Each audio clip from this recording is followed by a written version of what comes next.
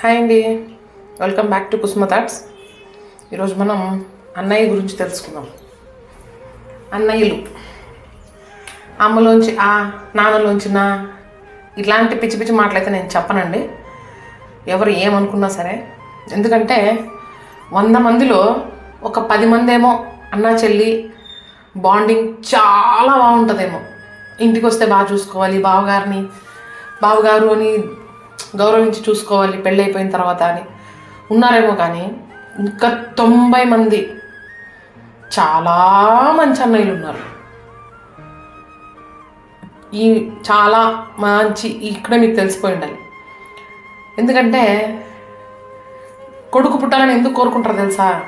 తర్వాత ఆడపిల్ల పుట్టినా ఎందుకు అంటారంటే, నేను పోతే కూడా నా ప్లేస్ వాడు తీసుకుంటాడు అని ఒక నమ్మకంతో ఏ తండ్రి అయినా ఏ తల్లి అయినా కొడుకు పుడితే కూడా సంతోషపడతారు. ఆ తర్వాత వాళ్ళ కోసం కూడా లేండి, వాళ్ళని కూడా చూసుకోవాలి కాబట్టి పుడితే బాగుంటుంది అనుకుంటారు. లేడీస్కి పెద్ద విలువ ఎక్కడి నుంచి ఉండదంటే, ఫస్ట్ పుట్టింటి నుంచే ఉండదు ఆడపిల్లలకి విలువ. కొడుకు పుడితే అదొక గొప్ప, ఎందుకంటే వాడు ఏదో పెడతాడు, చూసుకుంటాడు, చేస్తాడు. ఆ తర్వాత వాడు పెట్టడని తెలిసిన తర్వాత ఈ తల్లిదండ్రులు పడే బాధ ఉంటుంది చూడండి. ఏమి చేయలేక, అయ్యో ఉన్నదంతా వీడికే పెట్టేసామే, ఆ పిల్లకి ఏదో పెళ్లి చేసి పంపించేసామే, ఉండేది కాస్త పెట్టి వీడి ఎట్లా అని ఆలోచించి చేసుకుంటూనే ఫోటోలోకి పోయి కూర్చునేస్తారు.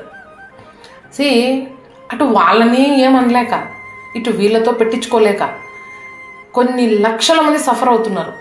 మీరు నమ్మినా నమ్మకపోయినా ఇదే నిజం.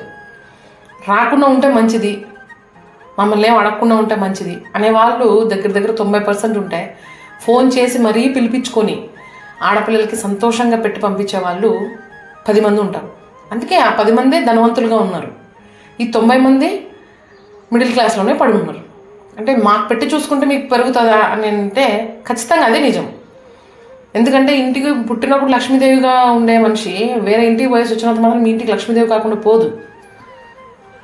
ఇది పార్ట్ 1 అన్నయ్యలు ఇట్లుంటారని చెప్తున్నాను నేను. ఖచ్చితంగా లేరనొద్దండి, అలాగే ఉన్నారు. చెల్లి గురించి పట్టించుకోరు, బావ గురించి పట్టించుకోరు, ఎవరి గురించి పట్టించుకోరు. అమ్మ నాన్న హోదా తీసుకున్నానని అంటారే కానీ, గౌరవానికి మాత్రమే అన్నయ్య అని పిలిపించుకుంటారే కానీ, అంత మంచి అన్నయ్యలు, అంత మంచి వదినలు ఈ ప్రపంచంలో లేరండి.